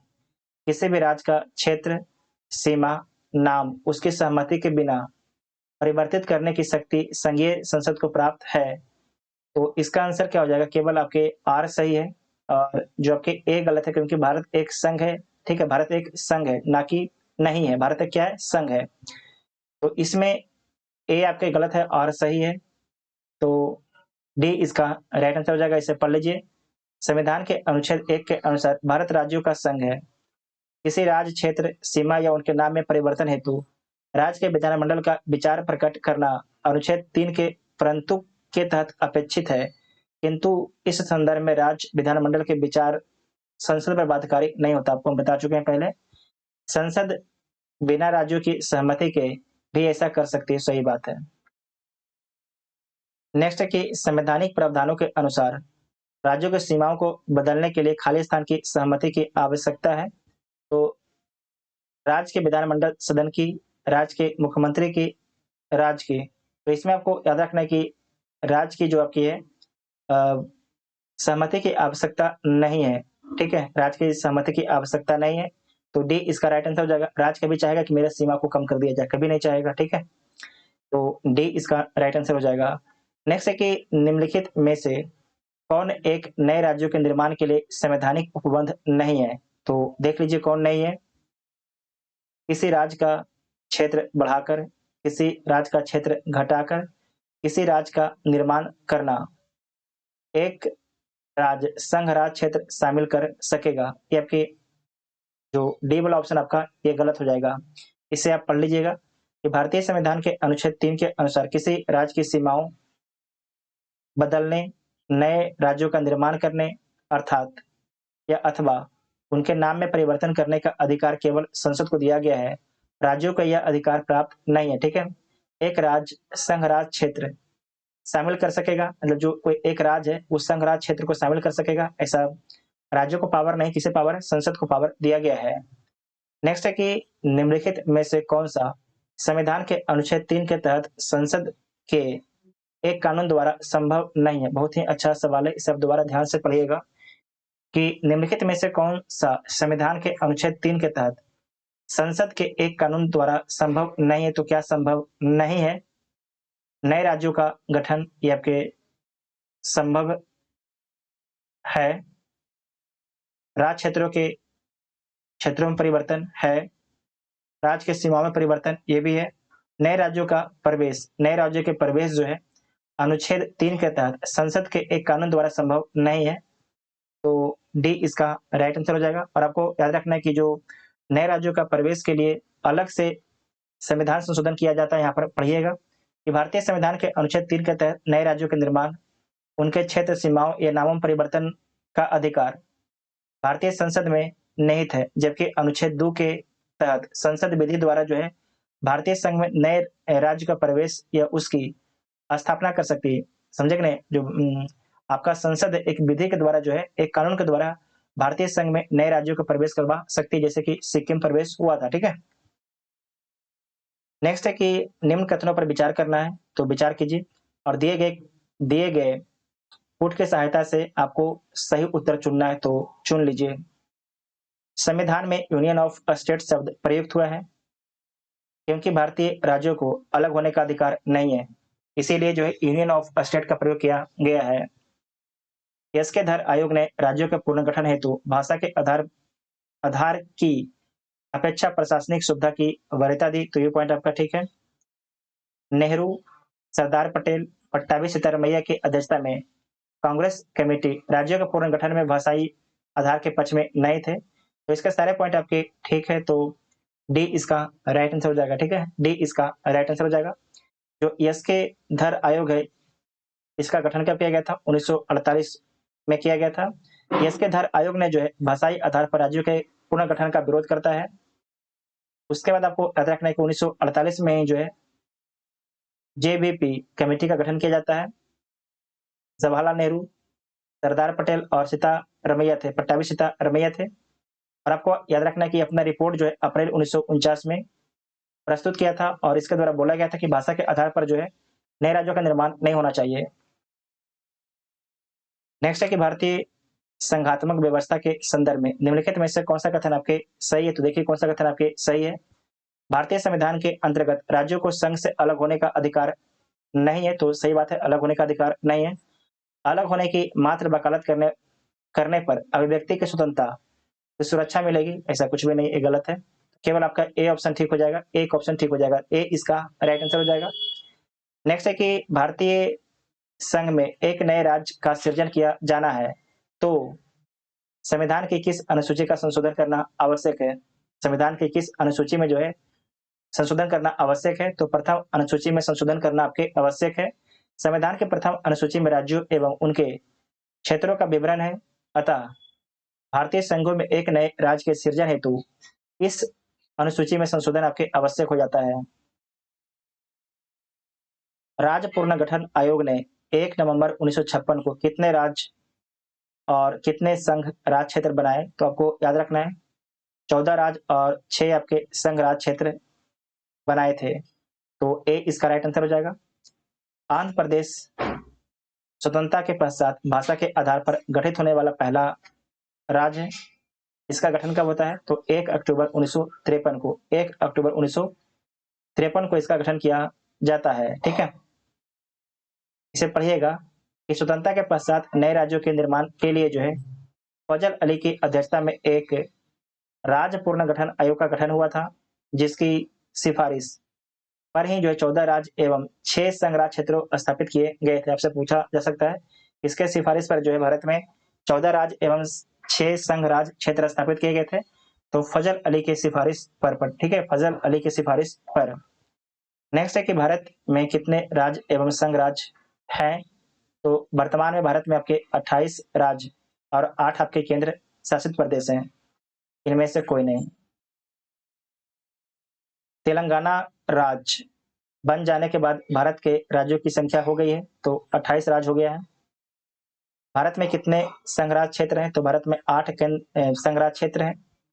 निम्नलिखित में से कौन राज्य क्षेत्र नहीं है? कौन जो है संघ राज क्षेत्र इसमें नहीं है? तो गोवा के संघ राज क्षेत्र नहीं है, अंडमान निकोबार, दमन और दीव और पुडुचेरी आपके केंद्र शासित प्रदेश है। इस राज्य की राजधानी का नाम स्वतंत्रता प्राप्ति के बाद भी अभी नहीं बदला गया है, तो यहाँ पर देखिएगा जो तमिलनाडु है इसका पहले राजधानी आपके मद्रास है, आज कहाँ पर है? तो आज आपके चेन्नई है। ठीक है, जो पश्चिम बंगाल है इसकी पहले राजधानी कलकत्ता था, अब इसका नाम कोलकाता हो गया है। केरल की राजधानी पहले त्रिवेंद्रम था, अब तिरुवनंतपुरम कर दिया गया है इसका नाम को बदल के। ठीक है, साथ ही आपको याद रखना है कि जो आपके आंध्र प्रदेश है इसका राजधानी आपके हैदराबाद था, लेकिन 2014 में आपके हैदराबाद जो है तेलंगाना में चला गया। ठीक है, तेलंगाना में चला गया है। जबकि आंध्र प्रदेश है इसका नया राजधानी कहाँ पर होगा?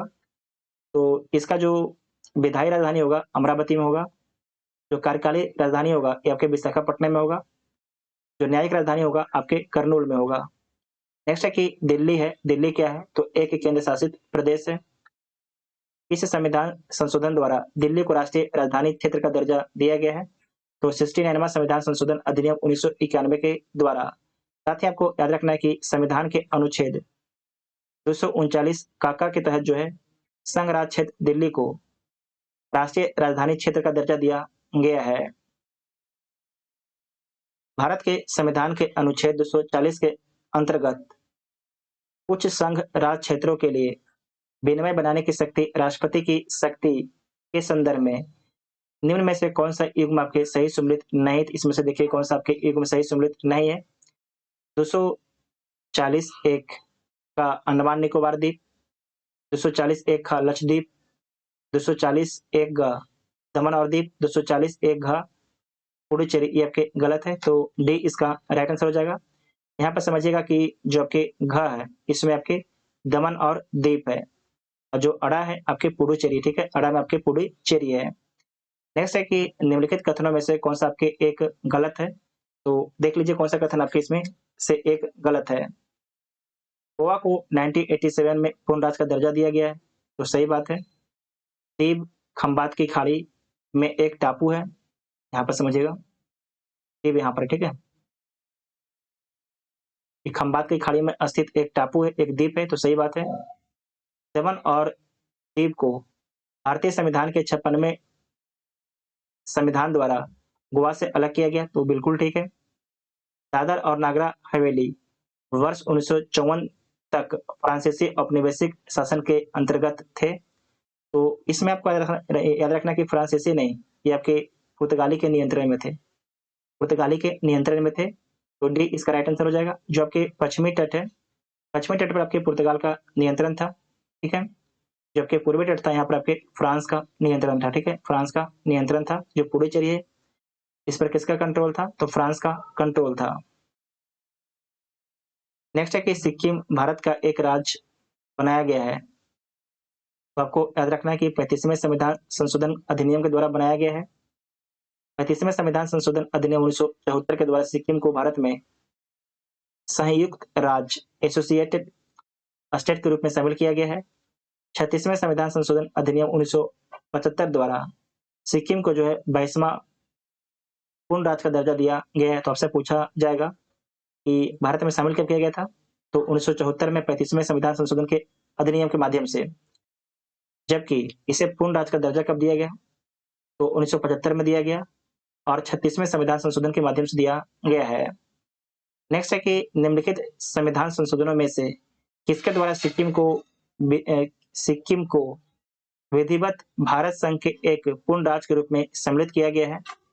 तो 36वें संविधान संशोधन अधिनियम 1975 के द्वारा, ठीक है। यहाँ पर आप फिर से देख लीजिए, ये है, ठीक है, 22वां राज्य बना था। नेक्स्ट है कि बिहार को काटकर एक पृथक वनांचल राज्य बनाना संभव है, तो इसे देख लीजिएगा। राज्यों का निर्माण करने का अधिकार अनुच्छेद 3 के अनुसार संघीय संसद का है, अतः बिहार को काटकर पृथक वनांचल राज्य बनाना संसद के प्रावधानों द्वारा ही संभव हो सकता है, न कि राज्य के प्रावधानों के द्वारा, ठीक है। नेक्स्ट है कि निम्नलिखित भारतीय राज्यों का उनके निर्माण के अनुसार कालानुक्रम बनाए तथा अंत में दिए गए कूट का प्रयोग करते हुए सही उत्तर का चुनाव करना है। तो सबसे पहले जो इसमें नया राज्य कौन बनता है? तो इसमें याद रखना कि जो छत्तीसगढ़ है, ये नया राज्य कब बनता है? तो आपको याद रखना छत्तीसगढ़ जो नया राज्य आपके बनता है ये 2000 में बनता है, ठीक है, 2000 में बनता है 1 नवंबर को।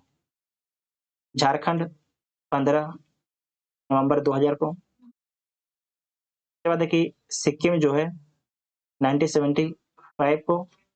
अरुणाचल प्रदेश कब बनता है? तो 1987 को। तो इसका आंसर देख लीजिएगा, 4 के बाद आपका 2 के बाद 1 और 3, तो बी इसका राइट आंसर हो जाएगा। नेक्स्ट है कि नीचे दिए गए राज्यों को भारत संघ के संपूर्ण राज्य का दर्जा प्राप्त होने का सही कालानुक्रम कौन सा है? तो सबसे पहले किसे मिलता है? नागालैंड को मिलता है, उसके बाद हरियाणा को, सिक्किम को और अरुणाचल प्रदेश को मिलता है। नागालैंड को कब मिलता है? तो 1963 को मिलता है, हरियाणा को 1966 में मिलता है, और आपका है सिक्किम, इसे 1975 को मिलता है। अरुणाचल प्रदेश को 1987 में मिलता है, ठीक है, 1987 में मिलता है। जो नागालैंड है इसे 1963, 1966। नेक्स्ट है कि छत्तीसगढ़ राज्य स्वरूप में कब आया? तो एक नवंबर 2000 को, ठीक है, 1 नवंबर 2000 को। उत्तराखंड राज्य की स्थापना कब होता है? तो 2000 को होता है। 2000 में कब होता है, इसका डेट क्या है? तो आपको याद रखना कि 9 नवंबर को, ठीक है, 9 नवंबर को। छत्तीसगढ़ 1 नवंबर को, और जो झारखंड है ये आपके 15 नवंबर को, ठीक है, झारखंड आपके 15 नवंबर को। तो बी इसका राइट आंसर हो जाएगा। नेक्स्ट है कि निम्न राज्यों का सृजन वर्ष 1960 के बाद हुआ था। इन्हें उनके गठन के आरोही कालक्रमानुसार व्यवस्थित करना है और अपना उत्तर दिए गए कोड की सहायता से चुनना है, तो चुन लीजिएगा। इसमें जो हरियाणा है इसका निर्माण कब होता है? तो 1966 में, नागालैंड 1963, सिक्किम 1975, मेघालय 1972। तो पहले नागालैंड, उसके बाद हरियाणा, फिर मेघालय और उसके बाद सिक्किम। नेक्स्ट है कि इसे भी आपको काल क्रमानुसार व्यवस्थित करना है, तो व्यवस्थित कर लीजिएगा। जो आपके आंध्र प्रदेश राज्य है इसका निर्माण कब होता है? तो 1953 में होता है। हिमाचल प्रदेश का निर्माण 1971 में होता है। सिक्किम का 1975 में होता है। हरियाणा का 1966 में होता है। तो इसका आंसर देख लीजिएगा। इसमें हो जाएगा आपके आंध्र प्रदेश, इसके बाद है हरियाणा 1, 3, 2, 4। तो बी इसका राइट आंसर हो जाएगा। उसके बाद है कि निम्न राज्यों के निर्माण का सही आपके आरोही क्रम क्या है, तो देख लीजिए। जो नागालैंड है इसका निर्माण कब होता है? तो 1963 में होता है। मेघालय का निर्माण कब होता है? जबकि मेघालय है इसका निर्माण कब होता है? 1972 में होता है। सिक्किम का 1975 में। अरुणाचल प्रदेश का 1987 में। तो ए इसका राइट आंसर हो जाएगा। नेक्स्ट है कि निम्नलिखित राज्यों के निर्माण का सही अवरोही क्रम क्या है? ध्यान रखिएगा, यहाँ पर पूछा गया आपसे अवरोही क्रम, डिसेंडिंग ऑर्डर पूछा गया है, तो देख लीजिएगा। जो हरियाणा है इसका निर्माण कब हुआ था? 1966 में। महाराष्ट्र का 1960 में। राजस्थान का 1949 में। तो डी इसका राइट आंसर हो जाएगा। डिसेंडिंग ऑर्डर घटते क्रम में है, ठीक है, असेंडिंग आपको हो जाएगा बढ़ते क्रम। उसके बाद है कि राज्य और अस्तित्व में आने वाला वर्ष आपको बताना है। नागालैंड अस्तित्व में कब आता है? तो यहाँ पर देखिए लिखा गया है 1962 आता है 1963 में। झारखंड 2000 में। तेलंगाना 2014 में। सिक्किम आपके 1975 में, ठीक है, 1975 में। यहाँ पर देखिए मिस्टेक से लिख दिया गया होगा। उसके बाद नेक्स्ट है कि निम्नलिखित में से किस राज्य का गठन 1948 में हुआ है? निम्नलिखित में से किस राज्य का गठन 1948 में हुआ था? तो यहाँ पर आप नीचे देखिएगा, यहाँ पर आपका है कि पश्चिम बंगाल का निर्माण कब होता है? तो 15 अगस्त 1947 को आपके एक प्रोविंस होता है। और स्टेट कब बनता है? तो 26 जनवरी 1950 को। असम जो है 15 अगस्त 1947 को एक प्रोविंस होता है। राज्य बनता है 26 जनवरी 1950 को। पंजाब जो है 15 अगस्त 1947 को एक प्रोविंस होता है। 26 जनवरी 1950 को राज्य बनता है। हिमाचल प्रदेश जो है 15 अप्रैल 1948 तक एक प्रोविंस होता है। और ये राज्य कब बनता है? तो 25 जनवरी 1971 को आपका एक राज्य बनता है। इसे ध्यान से याद रखिएगा, ये आपसे एग्जाम में प्रश्न पूछा जाता है, ठीक है। उसके बाद नेक्स्ट है कि बहुत ज्यादा गला फंस रहा है, पता नहीं क्यों। उसके बाद नेक्स्ट है कि निम्न में से एक कथन असत्य है, तो आपको इसमें से गलत कथन के बारे में बताना है, तो देख लीजिए। मैसूर राज्य का नया नाम तमिलनाडु राज्य है, तो आपके गलत है, ये आपके कर्नाटक है। गोवा को दमन और दीप से अलग किया गया, बिल्कुल ठीक है। बम्बई राज्य गुजरात एवं महाराष्ट्र में विभाजित हुए, तो ये भी सही बात है। हिमाचल प्रदेश पहले संघ शासित प्रदेश की सूची में था, ये पॉइंट आपका ठीक है। वो ए ऑप्शन आपका ठीक हो जाएगा। और जो हिमाचल प्रदेश एक राज्य कब बनता है? तो 1971 में बनता है, ठीक है, 1971 में बनता है। और साथ ही ये भी ध्यान रखना है कि एक केंद्र शासित प्रदेश कब बनता है? तो 1 नवंबर 1956 को जो है एक केंद्र शासित प्रदेश बनता है, हिमाचल प्रदेश। नेक्स्ट है कि भाषा के आधार पर राज्यों के गठन हेतु राज्य पुनर्गठन आयोग की स्थापना कब की गई है? तो भाषाई आधार पर राज्य पुनर्गठन आयोग की स्थापना 29 दिसंबर 1953 को की गई है, जिसने अपनी रिपोर्ट जो है 30 सितंबर 1955 को सौंपी है। आयोग के अध्यक्ष कौन थे? तो फजल अली थे और 2 आपके मेंबर थे, हृदय नाथ कुंजरू और के.एम. पनिकर थे। ठीक है, के.एम. पनिकर थे। तो ऑप्शन में कोई भी दिया गया नहीं है, तो इनमें से कोई नहीं हो जाएगा। नेक्स्ट है कि भाषाई आधार पर राज्यों का पुनर्गठन किस वर्ष किया गया था? तो 1956 में किया गया था। ठीक है, 1956 में किया गया था। राज्य पुनर्गठन अधिनियम 1956 द्वारा भाषाई आधार पर राज्यों का पुनर्गठन 1956 में किया गया। विदित हो कि भाषा के आधार पर सर्वप्रथम आंध्र प्रदेश का पृथक राज्य के रूप में सृजन 1953 में ही हो गया था। इस बात को ध्यान रखिएगा कि राज्यों का पुनर्गठन जो है भाषा के आधार पर कब होता है? तो 1956 में होता है और 1956 से पहले भाषा के आधार पर एक नया राज्य बन चुका था आंध्र प्रदेश 1953 में। भाषाई आधार पर सर्वप्रथम किस राज्य का गठन किया गया? तो आंध्र प्रदेश राज्य का किया गया है। नेक्स्ट है कि निम्नलिखित में से कौन सा भारत में भाषा के आधार पर बना पहला राज्य है? तो आंध्र प्रदेश है। आंध्र प्रदेश एक भाषाई राज्य के रूप में गठित किया गया, तो कब किया गया? 1953 में किया गया है। भारत में राज्य पुनर्गठन आयोग की संस्तुति के आधार पर राज्यों का पुनर्गठन वर्ष है 1956 है। नेक्स्ट है कि निम्नलिखित में से किस राज्य को केंद्र सरकार द्वारा विशेष श्रेणी का दर्जा कभी भी प्रदान नहीं किया गया? किस राज्य को जो है विशेष श्रेणी का दर्जा कभी प्रदान नहीं किया गया है? तो बिहार को कभी प्रदान किया नहीं गया है, जबकि सिक्किम, हिमाचल प्रदेश, जम्मू कश्मीर को प्रदान किया गया है। ठीक है, यहाँ पर देखिएगा कि अब अभी जो है वर्तमान में कुल 11 राज्यों को विशेष राज्य का दर्जा प्रदान किया गया है, जिसमें से 8 आपके पूर्वोत्तर के राज्य हैं। कौन कौन राज्य हैं? तो 7 सिस्टर प्लस 1 है। ठीक है, 7 सिस्टर प्लस 1 है। उसके बाद है कि उत्तराखंड, हिमाचल प्रदेश, जम्मू कश्मीर राज्य भी आपके शामिल हैं, 8 प्लस 3। इन 11 राज्यों को जो विशेष राज्य का दर्जा दिया गया है। 8 राज्य कौन कौन है? तो मणिपुर, मेघालय, त्रिपुरा, सिक्किम, अरुणाचल प्रदेश, असम, नागालैंड और मिजोरम है। ठीक है, उसके बाद नेक्स्ट है कि निम्नलिखित कथनों में से कौन सा कथन आपके सत्य है? तो देख लीजिए कौन सा कथन आपके सही है। सारे पॉइंट को ध्यान से पढ़ लीजिएगा। कांग्रेस के नागपुर सत्र 1920 के पश्चात प्रांतीय कांग्रेस समिति का गठन भाषाई आधार पर किया गया था, तो बिल्कुल ठीक है, किया गया था। 1948 में कांग्रेस ने भाषाई आधार पर प्रांतों के गठन की मांग को अस्वीकार कर दिया, तो ये पॉइंट आपका ठीक है। तो इसमें दोनों पॉइंट आपके ठीक है, तो डी इसका राइट आंसर हो जाएगा। इसे आप लोग एक बार पढ़ लीजिएगा। भारतीय राष्ट्रीय कांग्रेस का 45वां अधिवेशन है 1920 में नागपुर में होता है। इसके अध्यक्षता कौन करते हैं? तो बी राघवाचारी इसके अध्यक्ष होते हैं।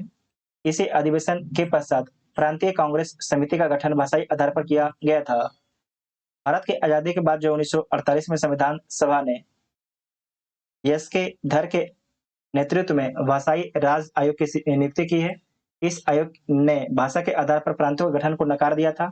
दिसंबर 1948 में कांग्रेस द्वारा इस आयोग की संस्तुति पर विचार हेतु जवाहरलाल नेहरू, सरदार वल्लभ भाई पटेल, पट्टाभी सीतारमैया की अध्यक्षता में जो है 3 सदस्यीय मेंबर का गठन करते हैं, जिसने अप्रैल 1949 में अपनी रिपोर्ट प्रस्तुत करता है। और जो आपके जवाहरलाल नेहरू, सरदार वल्लभ भाई पटेल और पट्टाभी सीतारमैया की जो आपकी कमेटी थी, इसके द्वारा भी जो है भाषा के आधार पर राज्यों की मांग को अस्वीकार कर दिया गया था। ठीक है, तो इतना आपको याद रखना है। इसके बाद आपके नागरिकता चैप्टर आएगा। देखिए लगातार पढ़ते पढ़ते इंसान जो थक जाता है थोड़ा, तो आवाज फंसने लगता है उसके बाद। कोई नहीं, आइए देखते हैं हम लोग नागरिकता चैप्टर को।